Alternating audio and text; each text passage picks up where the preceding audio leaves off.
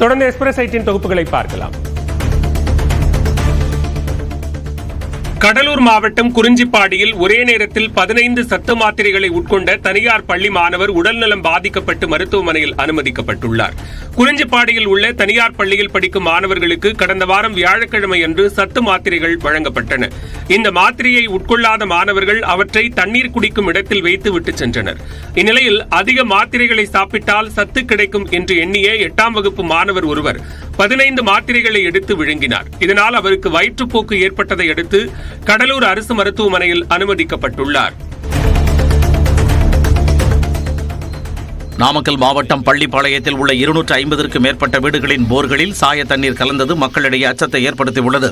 பள்ளிப்பாளையம் மற்றும் அதன் சுற்றுவட்டார பகுதிகளில் விசைத்தறி மற்றும் சாய தொழில் பிரதானமாக உள்ளது. இங்கு 10க்கும் மேற்பட்ட சாய பட்டறைகள் இயங்கி வருகின்றன. இந்நிலையில் ER ரோடு பகுதியில் உள்ள வீடுகளில் நிலத்தடி நீர் மாசடைந்து சிவப்பு மற்றும் ரோஸ் நிறத்தில் தண்ணீர் வருகிறது. சாயப்பட்டறைகளில் இருந்து இரவு நேரங்களில் சுத்திகரிக்கப்படாத தண்ணீர் வெளியேற்றப்படுவதே இதற்கு காரணம் என்று கூறப்படுகிறது. மறுசுழற்சி பொருட்களால் வடிவமைக்கப்பட்ட ஆடைகளுக்கான ஃபேஷன் ஷோ சேலம் அருகே விறுவிறுப்பாக நடைபெற்றது. சுற்றுச்சூழலை பாதுகாத்து இயற்கையை அழகுபடுத்தும் நோக்கில் ஆண்டுதோறும் நவம்பர் மாதத்தில் தேசிய மறுசுழற்சி தினம் கடைபிடிக்கப்படுகிறது. இதனையொட்டி அரியனூரில் உள்ள தனியார் கல்லூரியில் நடைபெற்ற நிகழ்ச்சியில் மறுசுழற்சி பொருட்களால் உருவான ஆடைகளை அணிந்து கொண்டு 20க்கும் மேற்பட்டோர் ஒய்யாரமாக அணிவகுத்து சென்றனர்.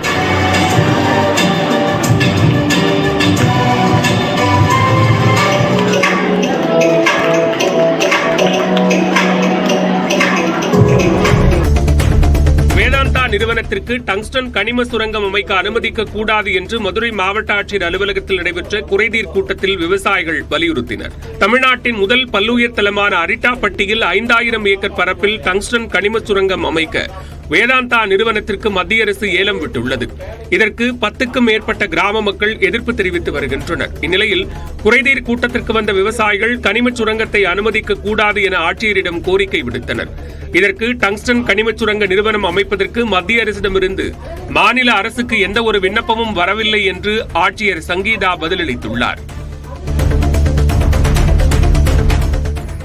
சேலம் மாவட்டம் வீரபாண்டி அருகே ஊராட்சி ஒன்றிய நடுநிலைப்பள்ளி வளாகத்தில் இருந்த மரத்தை வெட்டியவர்கள் மீது நடவடிக்கை எடுக்க வேண்டும் என மக்கள் கோரிக்கை விடுத்துள்ளனர். உத்தம சோழபுரத்தில் உள்ள கோவிலில் இருதரப்பினரிடையே பிரச்சனை ஏற்பட்டுள்ளது. இதன் காரணமாக அங்குள்ள பள்ளியில் மாணவர்களுக்கு நிழல் கொடுத்து வந்த மரம் வெட்டப்பட்டதாக கூறப்படுகிறது. இதையடுத்து மரத்தை வெட்டியவர்கள் மீது நடவடிக்கை எடுக்க மக்கள் வலியுறுத்தியுள்ளனர். இந்த மரத்து நிழல தான் மாணவர்கள் விளையாடுறது, மதிய உணவு அருந்துறது, படிக்கிறது எல்லாம் பண்ணிட்டு இருந்தாங்க. இது தனிப்பட்ட நபர் ஒரு தன் சுயநலத்திற்காக பல காரணத்துக்காக இதை வெட்டிட்டாங்க. இதுக்கு மாவட்ட நிர்வாகம் இது தக்க நடவடிக்கை எடுக்குமாறு ஊர் பொதுமக்கள் சார்பாக கேட்டுக்கொள்கிறேன். புதுக்கோட்டை மாவட்டத்தில் 182 புதிய அங்கன்வாடி மையங்கள் கட்டப்பட்டு வருவதாக ஆட்சியர் அருணா தெரிவித்துள்ளார்.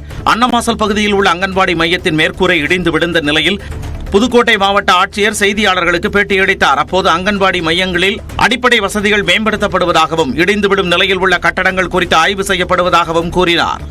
நாங்க எடுத்து கிட்டத்தட்ட ஒரு 1 year ஆல்மோஸ்ட் இயர்க்குள்ள 182 மையங்கள் செஞ்சுட்டு இருக்கோம். படிப்படியா கண்டிப்பாக செய்யும். குழந்தைகளுக்கு பாதிப்பு ஏற்படாதவங்க நம்ம பார்த்துட்டு இருக்கோம். அது மட்டும் இல்லாம டைலபிரேட்டரி கண்டிஷன்ல இருந்தா அந்த குழந்தைங்களை இன்னொரு சென்டர்ல மர்ஜ் பண்ணியும் இன்னொரு டெம்பரரி ஸ்ட்ரக்சர் போட்டு அவங்களை நாங்க வச்சிருக்கோம். வீட்டு வேலை செய்து பெற்றோர் படிக்க அனுப்பும் நிலையில் கல்லூரிக்கு கூட செல்லாமல் மாணவர்கள் அடிதடியில் ஈடுபடுவதாக சென்னை உயர்நீதிமன்றம் வேதனை தெரிவித்துள்ளது. திருத்தணியைச் சேர்ந்த சென்னை மாநில கல்லூரி மாணவர் சுந்தர் பச்சையப்பன் கல்லூரி மாணவர்களுடன் ஏற்பட்ட மோதலில் அக்டோபர் 9ஆம் தேதி உயிரிழந்தார். இந்த விவகாரத்தில் பச்சையப்பன் கல்லூரி மாணவர்கள் 7 பேர் கைது செய்யப்பட்டதுடன் அவர்கள் மீது கொலை வழக்கு பதிவு செய்யப்பட்டது. இதில் ஒரு மாணவர் ஜாமீன் கோரி தாக்கல் செய்த மனு நீதிபதி AT ஜெகதீஷ் சந்தா முன் விசாரணைக்கு வந்தது. அப்போது உயர்கல்வித்துறை செயலாளரை வழக்கில் இணைத்து உத்தரவிட்ட நீதிபதி மாணவர்களுக்கு இடையேயான மோதல் தொடர்பான வழக்கு விவரங்களை தாக்கல் செய்யவும் ஆணையிட்டார்.